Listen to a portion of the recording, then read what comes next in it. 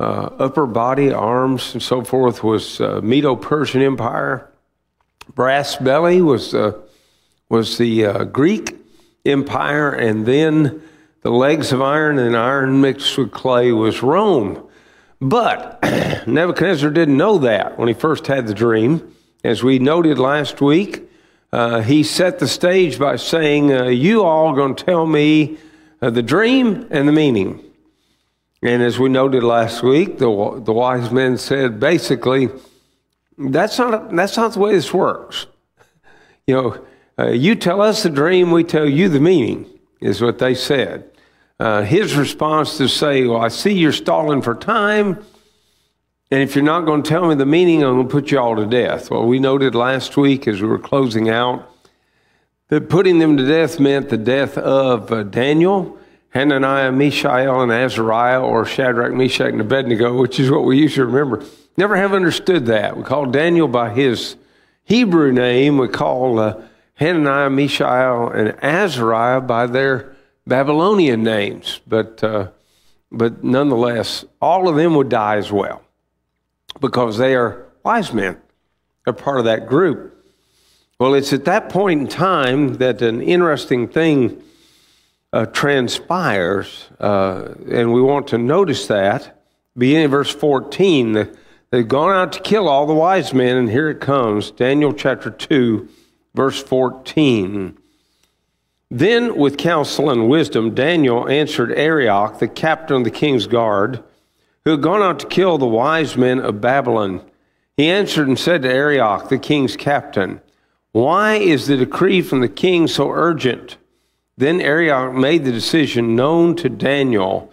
So Daniel went in and asked the king to give him time that he might tell the king the interpretation. Now, I want us to pay close attention to this.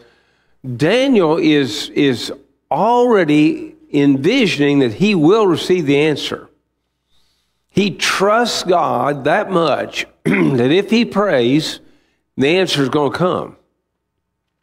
Now that, to me at least, is a challenge to my faith. I don't know how many of you, maybe unlike me, pray every time thinking, well, God's going to work this all out. I know he can. Don't misunderstand me. But I wonder if he will, in my case. Maybe I won't doubt my own worthiness, which none of us are worthy for what the Lord gives us. But I mean, I don't even feel as worthy as other people, perhaps, when I pray. And so I think, well, he's going to prioritize this, and the really worthy people are going to get the answers, and the rest of us, well, we may not. It's I guess what I'm thinking. Daniel has no such lack of confidence. Instead, he is extremely confident. He says, if you give me time, I'll have the answer. Okay, but how does he say that? Well, go on to the next verse, beginning at verse 17. Then Daniel went to his house and made the decision known to Hananiah, Mishael, and Azariah, his companions, that they might seek mercies from the God of heaven concerning this secret, so that Daniel and his companions might not perish with the rest of the wise men of Babylon. Have you ever asked God for mercy? Some have. I wonder if others have. Again, I don't know if we may not have the sense we're worthy in some sense of the word. I don't know. But here is Daniel asking his companions to join him, and they're all going to ask for mercy. Now, mercy means what? What do you think of when you hear the word mercy? What? Can't help yourself? Is that what you said? Okay, and by the way, that's exactly right. Mercy is a depiction of bending or stooping to help the helpless. So envision somebody who is desperately ill. Maybe they have cancer. Maybe they're receiving treatments for that, and they're just, as my mama used to say, weak as a dish rag. And they want just a cup of water. Or they want some other little, something that almost seems insignificant. I mean, anybody could take care of that, couldn't they? Well, maybe not this person.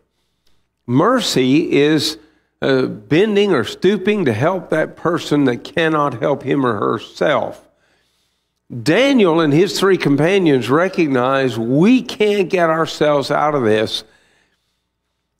You ever thought about what it takes to get somebody out of addiction? What is the normal comment? You may have a variation of it, but what's the comment? What are we going to have to get this person out of addiction?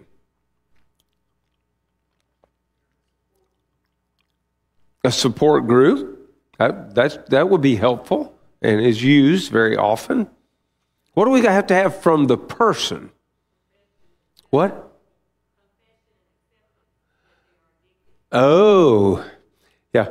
Now, I said you might use different words. I would. You're correct on that. She said a confession, a recognition you're guilty, that kind of thing. My explanation of that, it's the same idea, is you got to hit bottom. You got to know you're on the bottom.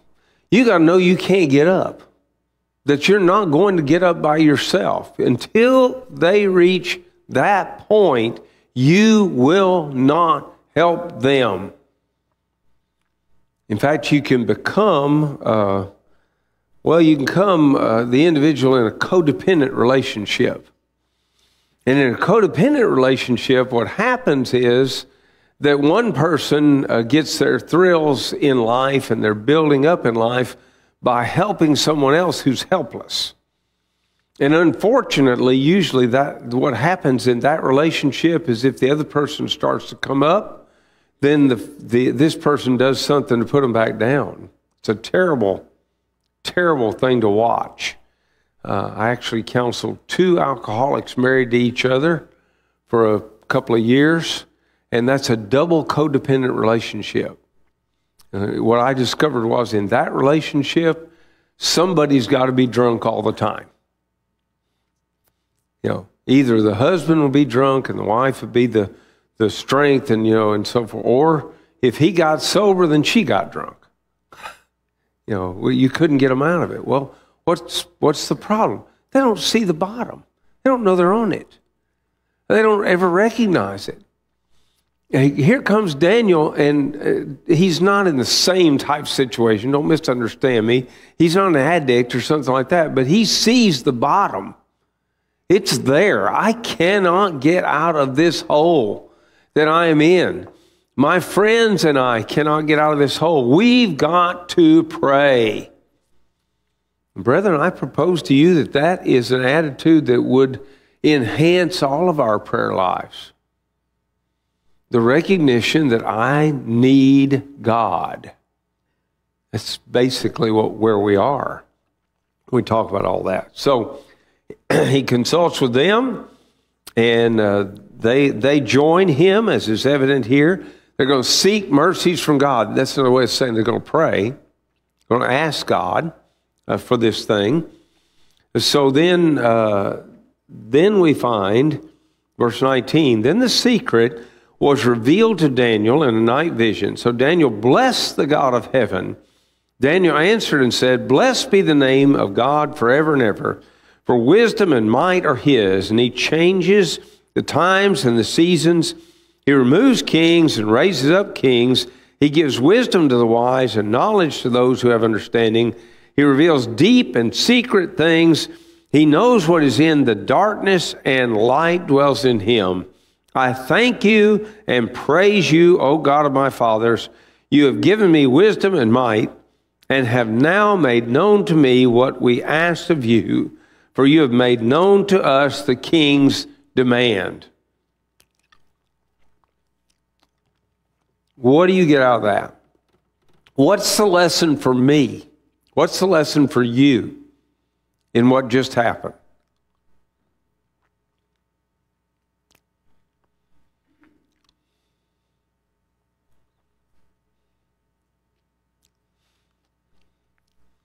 Everybody's got allergies like I do. You all gone to sleep, I can tell.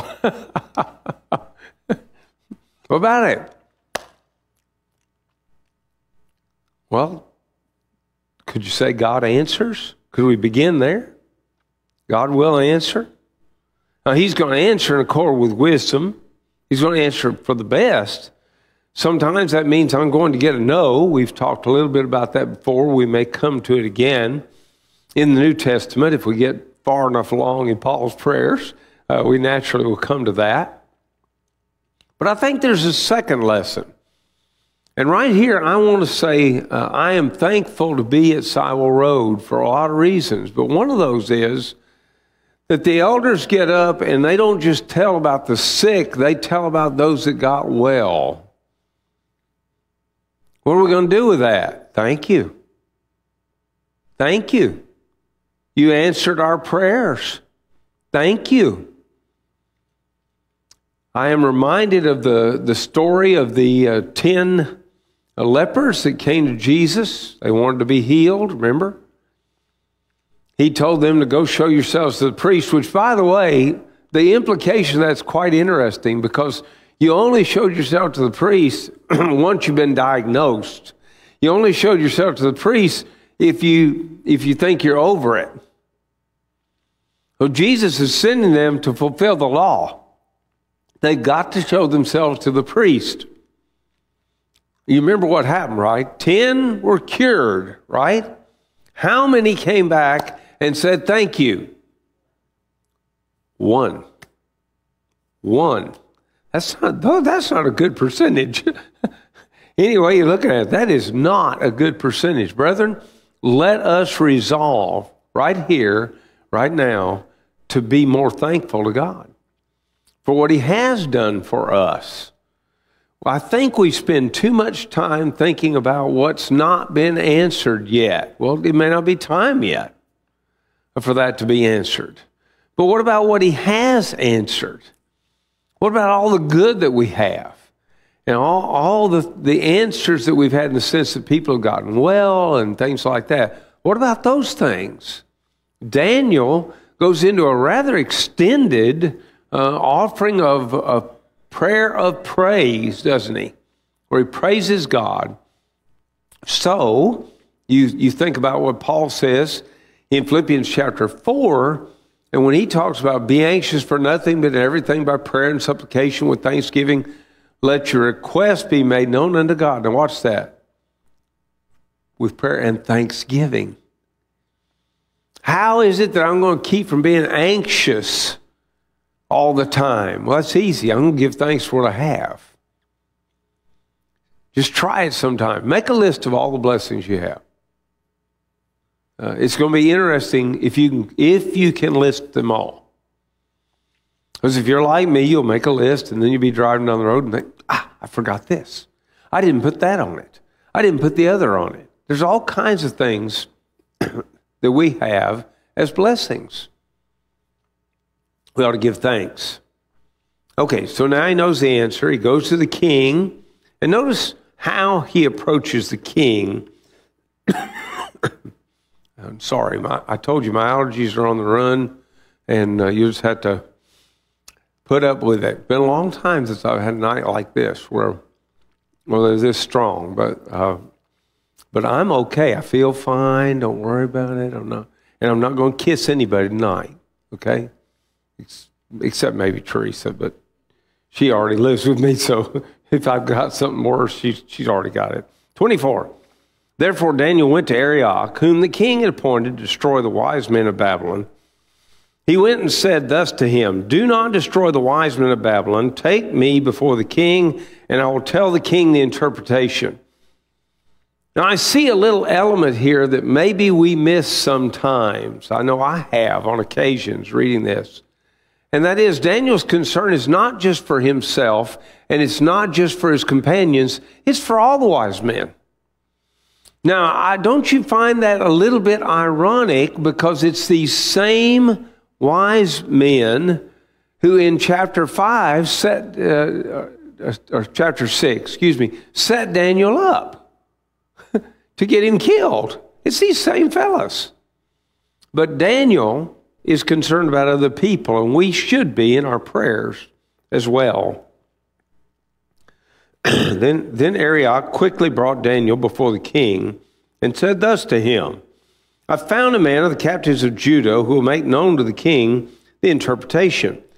The king answered and said to Daniel, whose name was Belteshazzar, are you able to make known to me the dream which I have seen and its interpretation? Remember the requirements here. You got to tell me the dream, and you got to tell me the interpretation. Okay, so are you able to make known to me the dream? That's really the first question.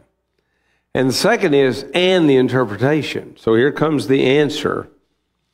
Daniel answered in the presence of the king and said, the secret which the king has demanded, the wise men, the astrologers, the magicians, and the soothsayers cannot declare to the king, but there is a God in heaven who reveals secrets, and he has made known to King Nebuchadnezzar what will be in the latter days. Your dream and the visions of your head upon your bed were these. Please notice, when Daniel gets the answer to prayer, who gets the credit for the interpretation of the dream? God does. Not Daniel. God does. And it's Daniel that gives him the credit.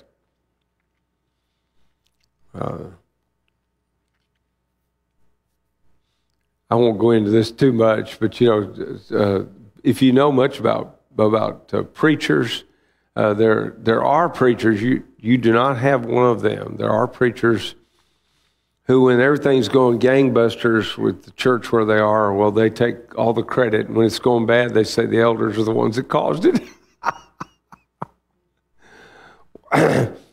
No, if it's going well, God did it. Paul said, the one that plants, the one that waters are not anything. 1 Corinthians chapter 3, but God that gives the increase. So who is it that really deserves the praise when we do well here or anywhere? God does. And Daniel gives him the praise. I'm not going to go on and tell all about the whole dream, what it meant. I'll remind you simply that he talked about, basically those are 4 kingdoms that we're talking about. These are world-dominating kingdoms, starting with Babylon, which is the head. It's the most powerful, according to Daniel's dream, Nebuchadnezzar's dream, Daniel's interpretation. Then Medo-Persian, then Greece, then Rome. Now, Rome was the shatterer. And if you read the text, especially go on, we're going to pick up another dream later. When you read those dreams, Rome is the one that just shatters other nations. But even Rome is going to collapse. What's going to happen? A little stone cut out without human hands. That means God cut it out. It's going to break all those kingdoms down. They're going to turn to powder, and the kingdom of Jesus Christ will occupy or dominate the world. Turn to chapter 6, if you would. Chapter 3, of course, is the three Hebrew men, not Daniel, but the other 3 in the fiery furnace. Chapter 4 is Nebuchadnezzar's second dream, out of which he learned, I think, 2 things. One, God rules in the kingdom of man and appoints over it whomever he will. That is certainly there. If you go through that chapter and underline, you're going to find it about 4 times, I think, in that chapter. But he also learned about humility, which is very, very important. Belshazzar comes along chapter 5. Interestingly enough, Daniel basically says, your father. Now, this is the father in the kingship. Not father in the sense that he is his descendant physically, because he's not. But father in occupying the throne. And Daniel talks to Belshazzar about the fact that Nebuchadnezzar learned that God's in control.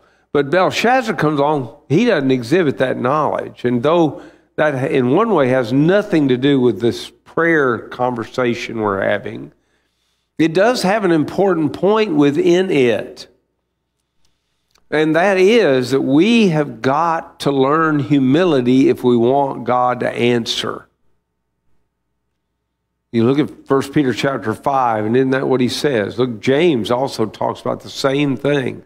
You got to humble yourselves inside of God if you want to be lifted up. That's a constant theme. Jesus, when he talked about going to the feast, you remember how he said that?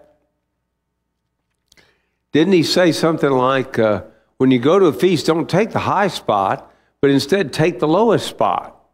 So then the man who had the feast, if you're really supposed to be up higher, in front of everybody, he's going to come to you and say, oh, come, don't stay down here. Come on up a little bit higher. And all of a sudden now he's exalted.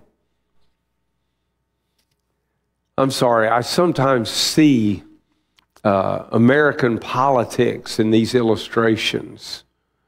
And, maybe you shouldn't occupy the office of the Speaker of the House until you've won the vote. Maybe that would be smart. Make them ask you to come up. Don't insist it's yours by right. Okay, thank you.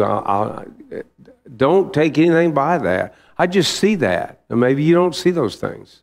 But I see biblical examples in many things that apply so well. When I was in Valdosta, Georgia, I'll take a quick sidelight.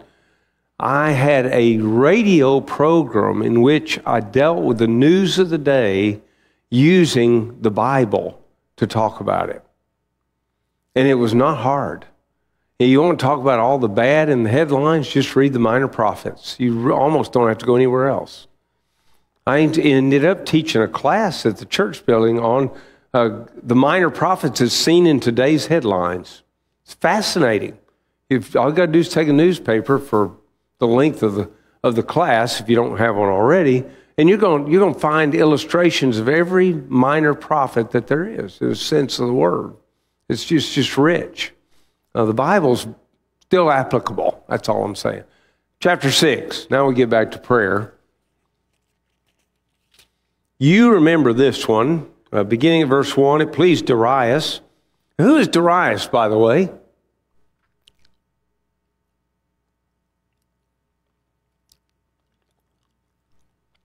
He's a Mede.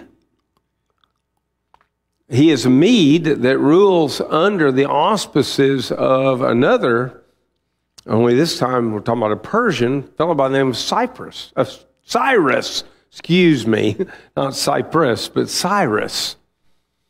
And he's ruling because Cyrus has put him there.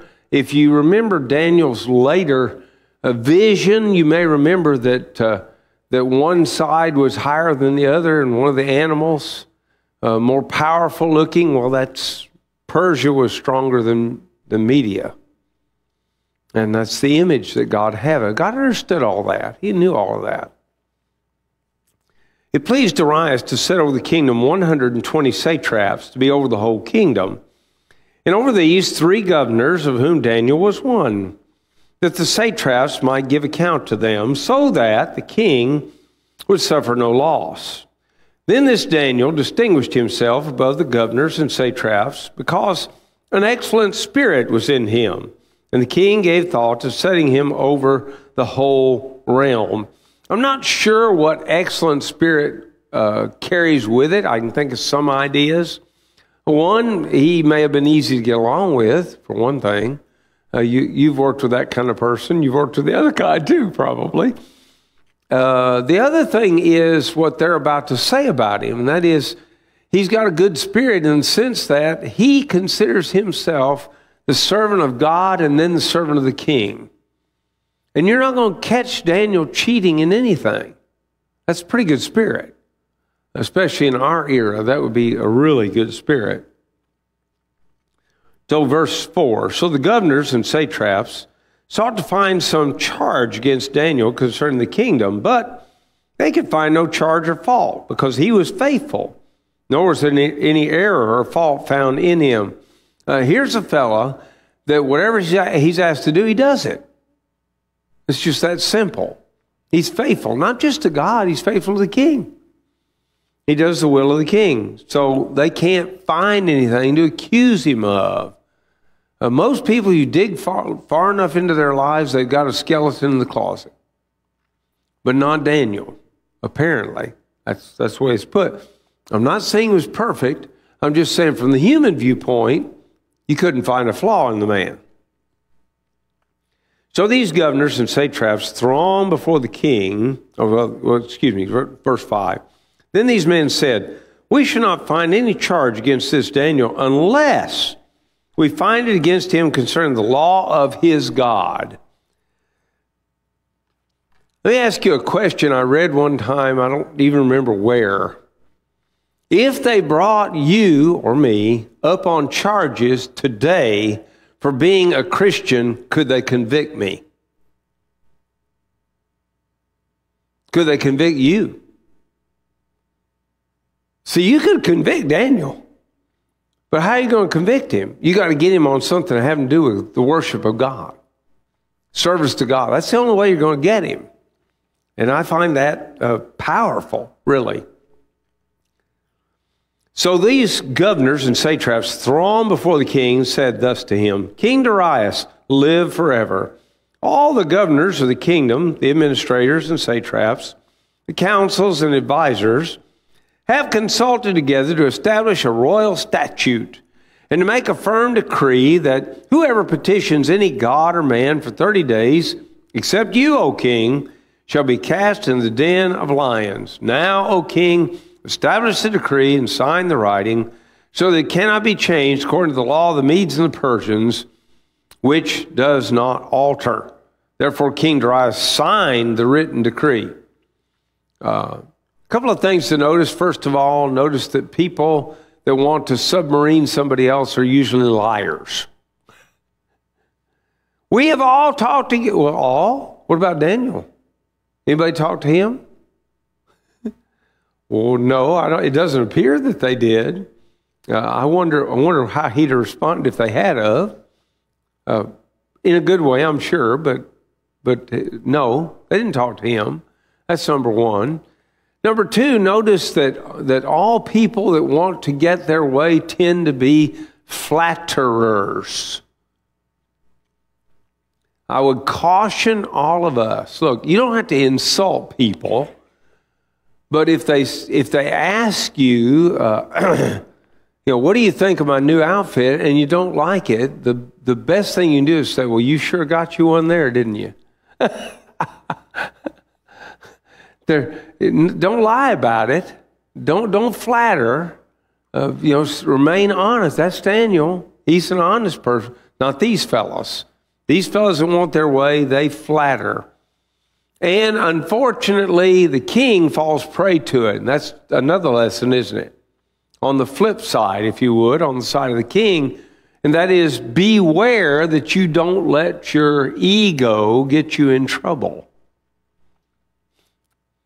Because this king got in trouble. Why?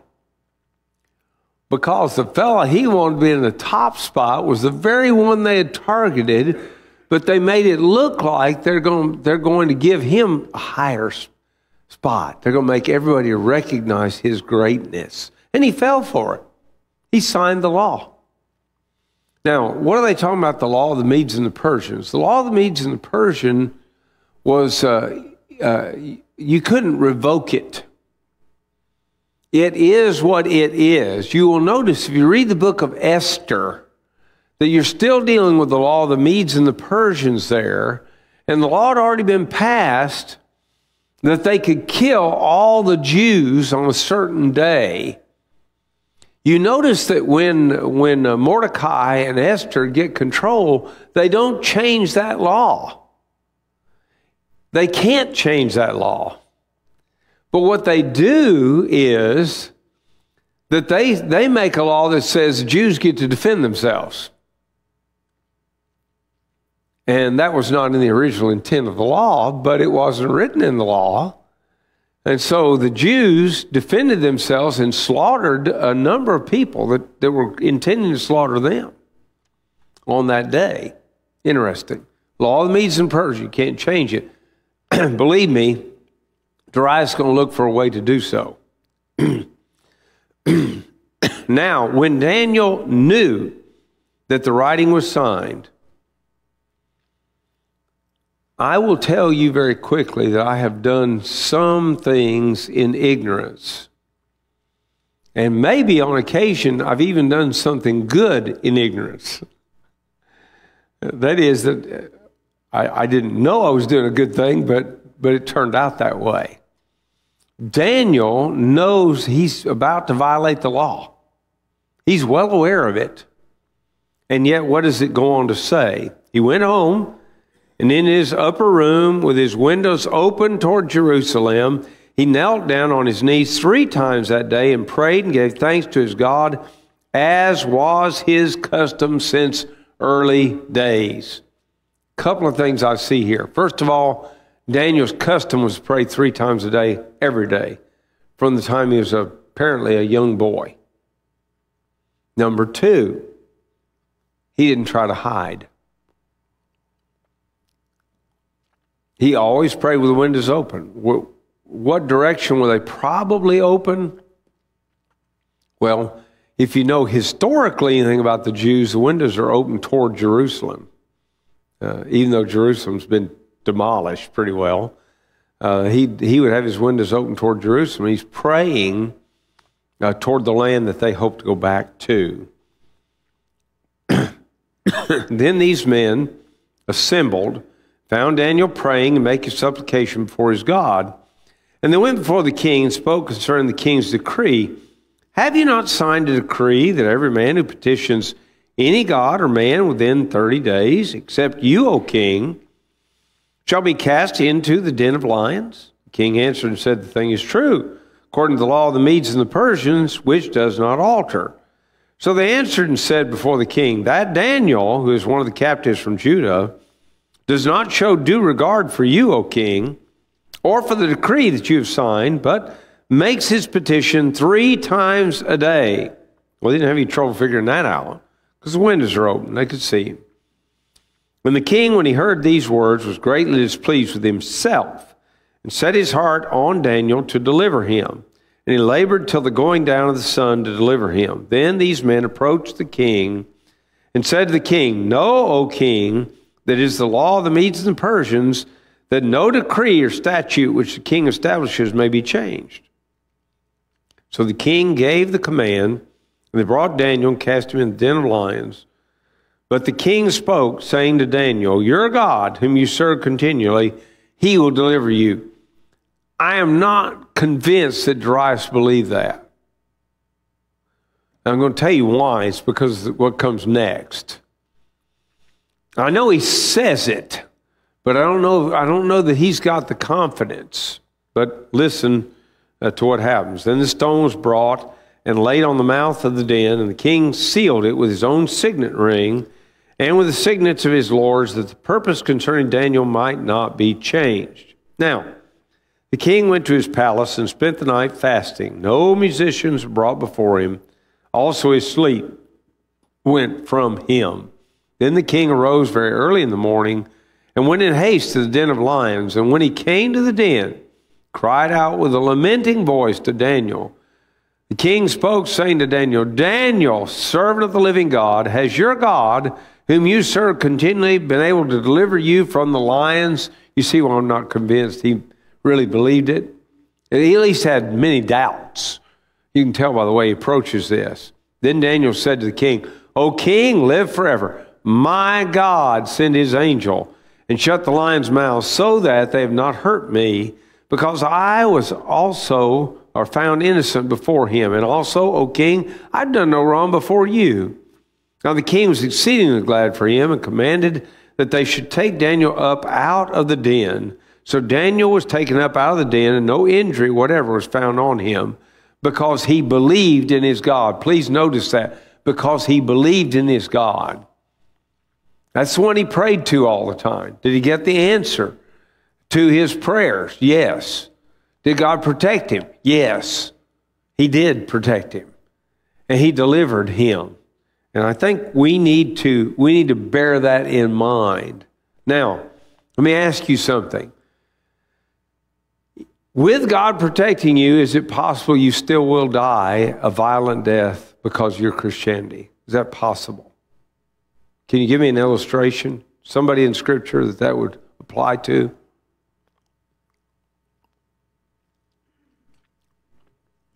Who? Peter.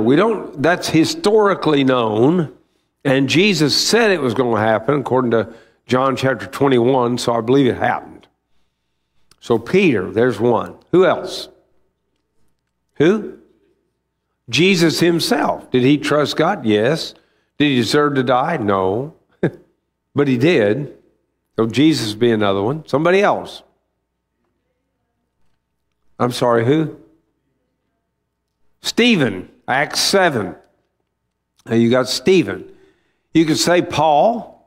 We don't know how he died except historically, but he was like Peter. He died a very violent death. Historically, that's what they tell us about him. James, what about the James the Apostle? John's brother, did he die an easy death? No.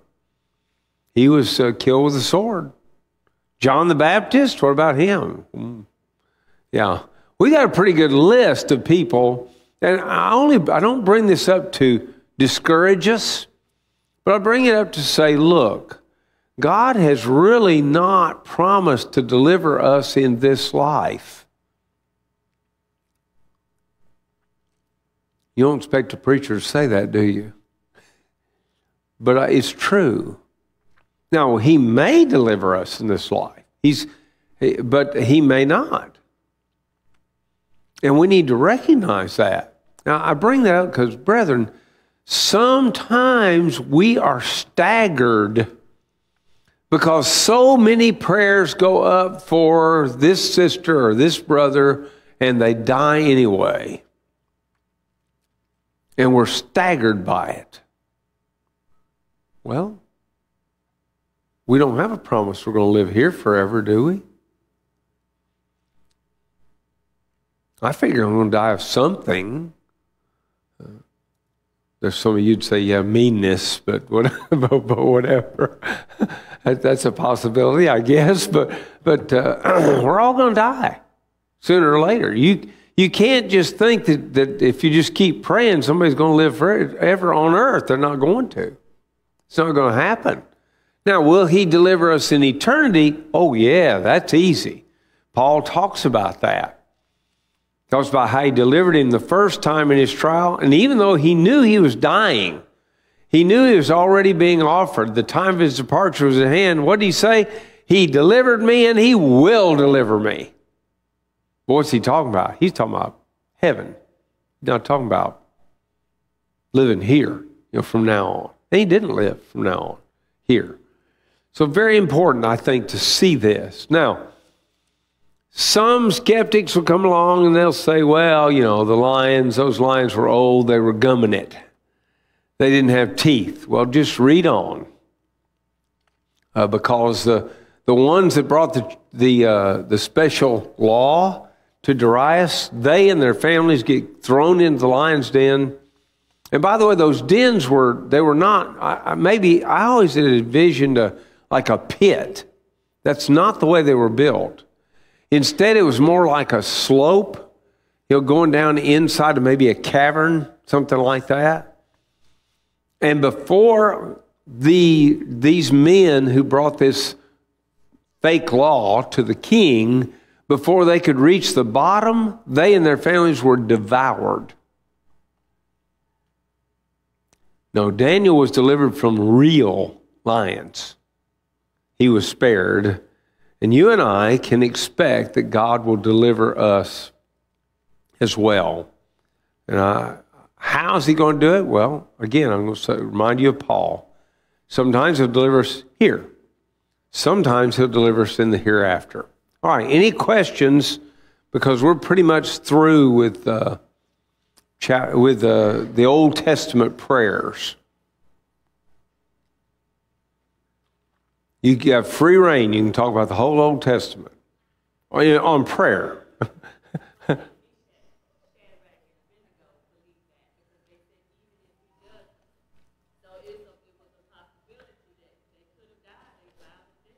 Yeah. Exactly. Shadrach, Meshach, and Abednego, in chapter 3, they say, our God's able to deliver us, but even if he can't, we're not submitting to you. Because they understood, apparently, we'll be delivered. Not the way we might first want, but we will be delivered. Okay, next week, Lord willing, we're going to talk about some of the Lord's parables, 2 of them at least, on prayer, because I think there's some great lessons there. And then the following week, if the Lord wills, we'll go into some of the prayers of Paul, which I think are pretty powerful and interesting to study. Thank you.